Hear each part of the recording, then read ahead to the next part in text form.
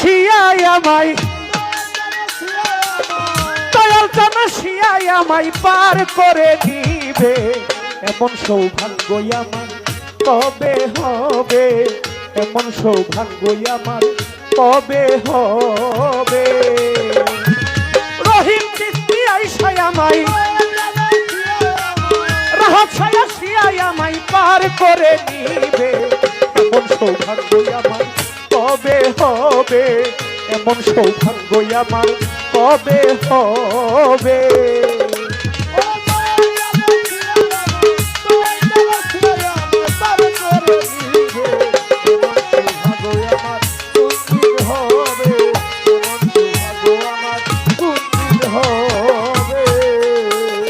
সাধনার বল আমার কিছুই না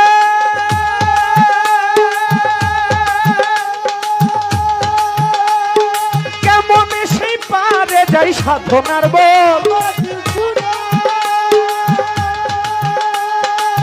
কেমন সেই পারে যাই কুলে বসে দিচ্ছি দোহাই কুলে বসে দিচ্ছি দোহাই ও পার ভেবে এমন সৌভাগ্য আমার কবে হবে এমন সৌভাগ্য আমার কবে হবে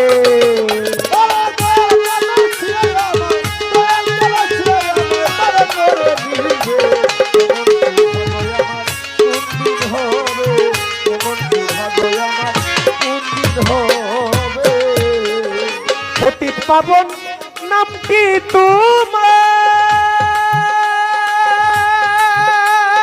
তাই শুনে বল হয় গো আমার পতিত পাবন তাই শুনে বল হয় গো আমার আবার ভাবি এ পাপির ভার আবার ভাবি এ পাপির ভার সে কি নিবে এমন সৌভাগ্য আমার কবে হবে এমন সৌভাগ্য আমার কবে হবে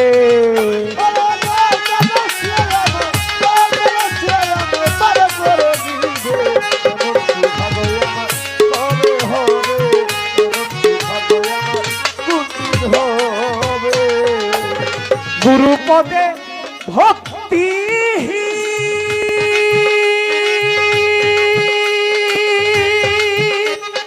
হয়ে রইলাম চিরদিন গুরুপদে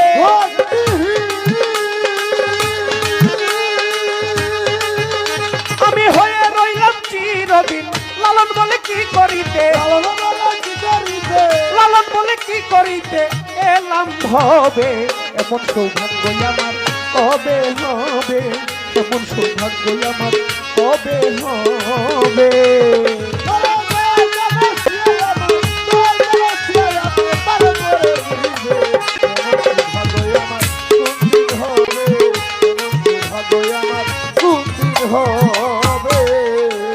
সাধনার ফল আমার কিছুই না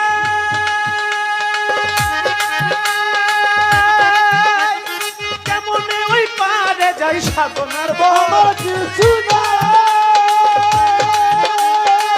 কেমনে ওই পারে যাই কুলে বসে দিচ্ছি দোহাই কুলে বসে দিচ্ছি দোহাই ও পার ভেবে এমন সৌভাগ্য আমার কবে হবে এমন সৌভাগ্য আমার কবে হবে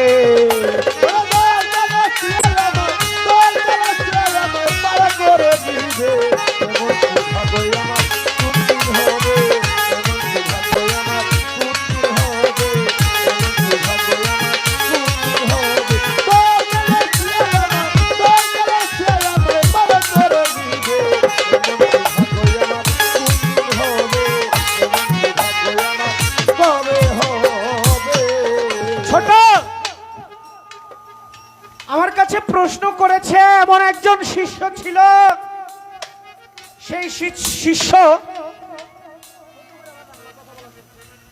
সেই শিষ্য তার গুরুকে তার গুরুর জন্য 108টা পদ্ম ফুল দিয়ে একটি মালা বানিয়েছে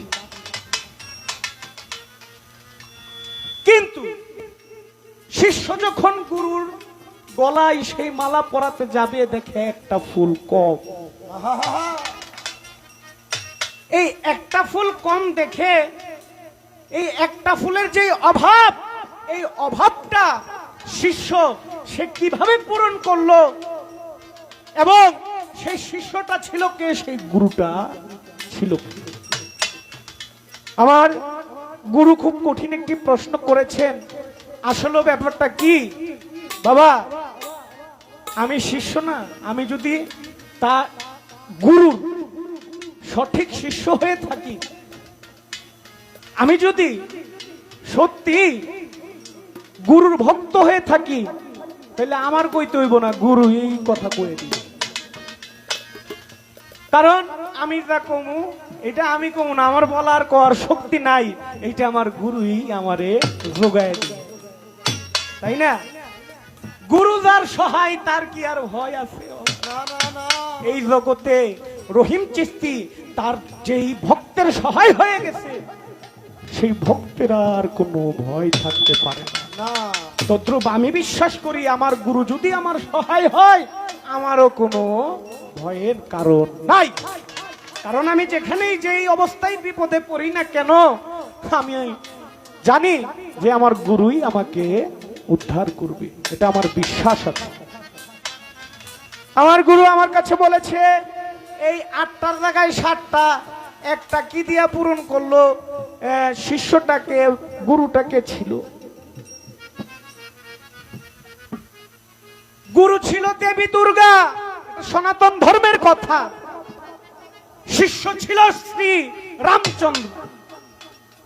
শ্রী রামচন্দ্র দেবী দুর্গার যখন পূজা করতে যাবে, পূজার ফুল 108টা পদ্ম ফুল দিয়ে সে পূজার জন্য মালা গাঁথলেন। কিন্তু দেবী দুর্গাই ভক্তকে একটা পরীক্ষায় ফেলেন। দেবী দুর্গাই একটা ফুল সেখান থেকে উধাও করে দিয়েছে ভক্তকে শুধু পরীক্ষা করার জন্য, যে ভক্ত সে কি শুধু ফুল দিয়ে আমার পূজা দিতে চায় নাকি অন্য কিছু, তাই না? দেবী দুর্গা পরীক্ষা ফেললো তার ভক্ত শ্রী রামচন্দ্রকে, একটা ফুল উধাও করে দিয়েছে, নাই পেড়ে দিচ্ছে। সে একটা ফুলের জায়গায় কি দিবে ভাবতাছে যে হাই হাই, আমার গুরুর জন্য, দেবী দুর্গার জন্য আমি 108টা ফুলের পদ্ম ফুল দিয়ে মালা গাঁথলাম, একটা ফুল এখন নাই, আমি এটা কি দিয়ে পূর্ণ করব? রামচন্দ্র ভাবলো যে আমার চোখগুলো তো ফুলের মতোই। দেখেন ভক্ত কাকে বলে? ভক্তের মতো ভক্ত হতে হবে। আমিও চাই আমার গুরুর চরণে আমি যেন ভক্ত হয়ে থাকতে পারি। বাবা রামচন্দ্র, শ্রী রামচন্দ্র যখন একটা চোখ খুলতে যাবে, তার সে চোখ খুলে এই একটা পদ্ম ফুল যে কম, এই কমটা পূরণ করে দিবে। শ্রী রামচন্দ্র গুরুর প্রতি কত ভালোবাসে দেখে। এমন ভালোবাসা অবশ্যই থাকতে হবে গুরুর জন্য। শ্রী রামচন্দ্র যখন চোখ খুলতে যাবে, তখন শ্রী দেবী দুর্গা সে রামচন্দ্রের সামনে স্বয়ং উদয় হয়ে গেল। স্বয়ং রামচন্দ্রের সামনে, তার 2 নয়নের সামনে উদয় হয়ে গেল। দয়ালায় পড়ছে নিজে ভক্তের কাছে, ভক্তের ভালোবাসা দেখে। বাবা রে, আমরা তো গুরুর দরবারে যাই, অনেক কিছু চাই, অনেক স্বার্থের জন্য আমরা গুরুর দরবারে যাই। মহর্ষি মোহন দত্ত লিখেছে, আমি চাই না বেহেশত, চাই না দুজক, আমি চাই শুধু দয়াল তোমাকে। তুমি কে, আমি কে, তুমি কে? প্রেম করো সদা ভক্তের অন্তরে। আমি চাই না বেহেশত, আমি চাই না বেহেশত, চাই না দুজক, আমি চাই শুধু রহিম চিশতি তোমাকে। বাবা খালি বেহেশতের লোভে ইবাদত করলে এই ইবাদত কবুল হবে? আপনি আমাদের সমাজে একটা ভয় ভীতি দেখায়, তাই না? যে আপনি এমন এমন কাজ করলে দোজখে যাইবেন, এমন কাজ করলে বেহেশতে যাবেন, বেহেশতে গেলে সারাত পাইবেন, হুর পাইবেন, গেলমান পাইবেন, অনেক বড়। এখন ইবাদত কার? এটা তো আমার ভাবতে হবে, তাই না? আমি যদি শুধু ওই বেহেশতের লোভে বেহেশতের আশায় শুধু ইবাদত করে যাই, এইটা প্রকৃত পক্ষে এটা সঠিক ইবাদত নয়। আমি আমার রহিম চিস্তির কাছে এসেছি, আমি আমার গুরুর কাছে এসেছি, গুরু আমারে কি জাহান্নামেই নিল না বেহেশতেই পাঠাইলো, এইটা দেখে আমার লাভ নাই। আমার দেখতে হবে আমার গুরু কিভাবে আমার প্রতি রাজি খুশি হয়, আমি কিভাবে সাধন ভজন করে আমার গুরুকে, আমার গুরুর মনকে আমি জয় করতে পারি, আমার গুরুর মনের ভিতর আমি ঢুকতে পারি, এটাই আমার নিরিখে থাকতে হবে। একটা ভক্তের এর থেকে বেশি চাওয়া কিছু হইতে পারে না। আমি গাড়ি চাই না, বাড়ি চাই না, টাকা চাই না, পয়সা চাই না, মান সম্মান কিছু চাই না। ও গুরু, আমার লোকে কলঙ্কি বানাক, আমি কলঙ্কের মালা গলায় নিয়ে আমি যেন আমার গুরুর পায়রবি করতে পারি, আমার গুরুকে আমি রাজি খুশি করতে পারি। সেই দিন এই শ্রীরামচন্দ্র, দেবী দুর্গা, গুরু ছিল দেবী দুর্গা, ভক্ত ছিল শ্রীরামচন্দ্র, তার গুরুর প্রতি সম্মান অগাধ ভালোবাসা দেখাতে গিয়ে নিজের একটা চোখে ঘুইলা দিতে নিছিল। আমিও চাই আমার গুরুর কাছে যেন আমি এমন ভক্ত হয়ে থাকতে পারি, আমার জীবন যৌবন ধন সম্পদ সকল কিছু যেন আমার গুরুর চরণে আমি অর্পণ কইরা দিতে পারি, এইটুকুই আমার চাওয়া। আমি আমার গুরুর গানের থেকে কিছু কথা আমার জানার বোঝার বিষয় থাকবে। আমার গুরুর গানে শুনতে পাইলাম, যাহার বদন দেখা মাত্র তোমার মনে জাগবে আনন্দ, তাকে বুকে জড়িয়ে ভেবো এই তো স্বয়ং গোবিন্দ, দিয়ে তার প্রতি অঙ্গে প্রতি অঙ্গ করিও গোবিন্দের সঙ্গ, উথলিবে প্রেম তরঙ্গ, তাপিত প্রাণ শীতল হবে। আপনি আমার গুরু, যাহার বদন দেখা মাত্র মনে জাগবে আনন্দ, তাকে বুকে জড়িয়ে ভেবো এই তো স্বয়ং গোবিন্দ। এখানে আমার দুই ভাবে কথা থাকবে, আমি আশা করি এই কথাগুলো ছোট কথাই, বেশি বড় কথা না। একটা দরবারে কি শুধু পুরুষ ভক্তই থাকে বাবা? পুরুষ ভক্ত তো শুধু থাকে না। যেমন আমি ফেরদৌস সরকার, আমি পুরুষ ঠিক আছে, কিন্তু অনেক মেয়ে লোকও কিন্তু ভক্ত থাকে একটা দরবারে। এই দরবারে অনেক মেয়ে লোক আছে ভক্ত। এখন গানে শুনতে পাইলাম, যাহার বদন দেখা মাত্র তোমার মনে জাগবে আনন্দ, তাকে বুকে জড়িয়ে ভেবো এই তো স্বয়ং গোবিন্দ। এখন আমি বেড়া মানুষ, আমার গুরু পুরুষ, জড়াইয়া ধরলাম, তাই না? এখন মেয়ে লোকের যারা মহিলা আছে, তাই না, যারা মেয়ে লোক আছে, তাদের কি করণীয় থাকবে, এটা একটা কথা আপনার কাছে। এবং গুরুর প্রতি অঙ্গে প্রতি অঙ্গ আমি এটা দিমু কেমনি, এটা আমার মাথায় ধরতেছে না। গুরু, আপনি গানে বইলে গেছেন ঠিক আছে, কিন্তু আপনার প্রতি অঙ্গে আমার প্রতি অঙ্গ এটা কিভাবে দিব? এই মেয়ে আইসেন না, আপনি বুঝবেন এটা একটা সাধকের গান, অবশ্যই এটার মধ্যে কোন দামি কথা আছে, অবশ্যই দামি কোনো বিষয় আছে, এটা আমার বিশ্বাস আছে, কারণ এটা সাধকের গান, এটা কোনো আলতু ফালতু লোকের গান না। দিয়ে প্রতি অঙ্গে প্রতি অঙ্গ করিও গুরুর সঙ্গ। এখন গুরু আপনার প্রতি অঙ্গে আমার প্রতি অঙ্গ কিভাবে দিবে, এই ছোট্ট করে দুটি কথা আপনার কাছে থাকবে। এই দাঁড়াও, আরেকটা কথা কইলি, আবার কবে পাই বা না পাই, আর পালা কি চলবই না না চলবো জানিও না। আরেকটা কথা শুনতে পাইলাম, আছে পঞ্চরস একত্র করা, প্রেম রসের হাড়িতে ভরা, রাধা বল্লভে কয়, পাইল যারা ভাবের মরা, মরছে হবে। এখন এই রস তো আমরা যারা ভক্ত আছি, ভক্তকুল আছি, আমরা কি পাইতে চাই না?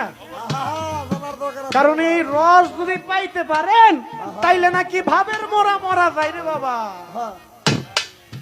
আর ভাবের মরা যদি না মরতে পারি, তাইলে মইরাও শান্তি পাবো। মরার আগে আমার নাকি একবার মরতে হইব। এখন এই রসটা খামু কেমনে? এই পঞ্চরসটা কি আমার এই ছোট্ট করে কিছু কথা আমার গুরুর চরণে।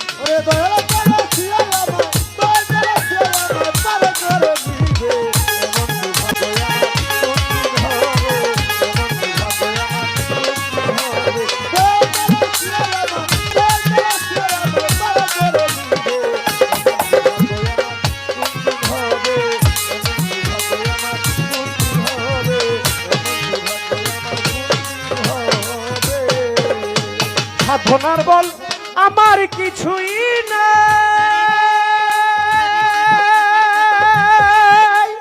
কেমনে ওই পারে যাই সাধনার বল। ও গুরু কেমনে ওই পারে যাই, কুলে বসে দিচ্ছি দুহাই, কুলে বসে দিচ্ছি দুহাই অপার ভেবে। এমন সৌভাগ্য আমার কবে হবে, এমন সৌভাগ্য আমার কবে হবে। আরে রহিম চিস্তি আইসাই আমায়, রহিম চিস্তি আইসাই আমায় পার করে নিবে।